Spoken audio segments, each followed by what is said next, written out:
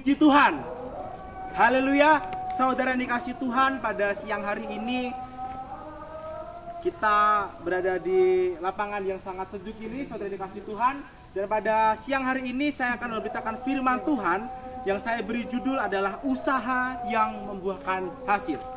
Nah, saudara yang dikasih Tuhan, di sini saya mau ngambil pada satu tokoh di dalam Lukas 19 ayat ke-5. Tapi sebelum itu, kita akan masuk ke dalam ilustrasi bagaimana usaha yang membuahkan hasil ini dapat menolong kita. Saya membuat ilustrasi seperti ini.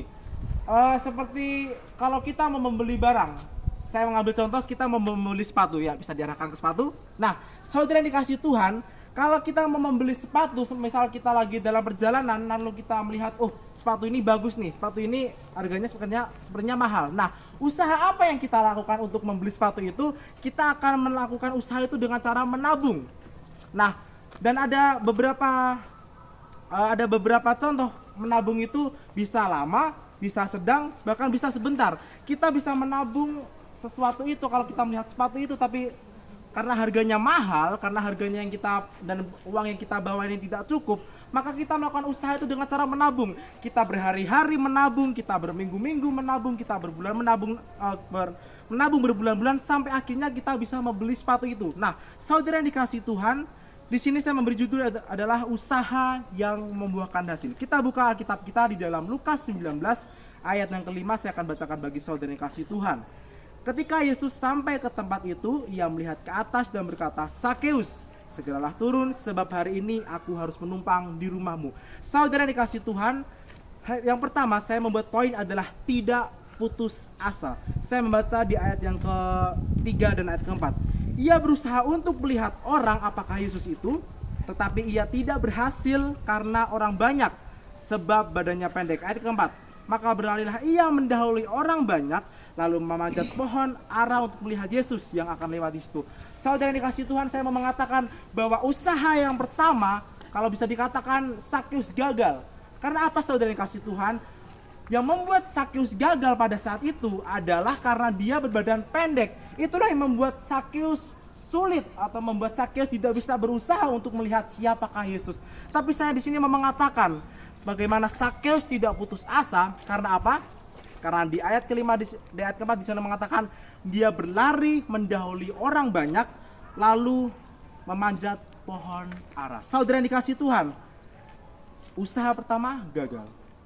Usaha kedua saya bisa katakan berhasil. Karena apa? Karena dia mau berlari, karena dia mau mendahului, karena dia tidak putus asa dari keberhasilan dia yang bisa dikatakan gagal itu. Di ayat ke-5 di sini mengatakan bagaimana Sakeus sudah dapat melihat Yesus. Kenapa? Karena dia memanjat pohon ara. Saudara yang kasih Tuhan, kita langsung lanjut ke poin yang kedua.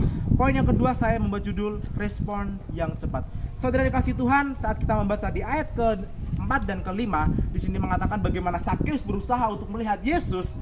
Lalu di ayat yang ke-6 di sini mengatakan bagaimana Sakeus menerima Yesus dengan sukacita. Respon yang cepat. Di sini mengatakan segera. Nah, segera itu apa, saudara? Segera itu bagaimana dia cepat, langsung pada saat itu juga dia mau menerima atau merespon apa yang menjadi panggilan Yesus. Di sana enggak mengatakan, "Oh Tuhan 1 menit dulu, oh Tuhan 1 jam dulu," enggak. Tetapi di sini mengatakan dia segera turun dan menerima Yesus dengan sukacita. Langsung saja kita pada poin yang ketiga. Di sini saya membuat judul tidak memusingkan orang-orang di sekitar. Saudara yang dikasih Tuhan, di saat Sakeus menerima Yesus dengan sukacita, lalu kita melihat pada ayat yang ke-7 bagaimana orang-orang itu bersungut-sungut kepada Sakeus, kepada orang-orang di situ. Karena apa?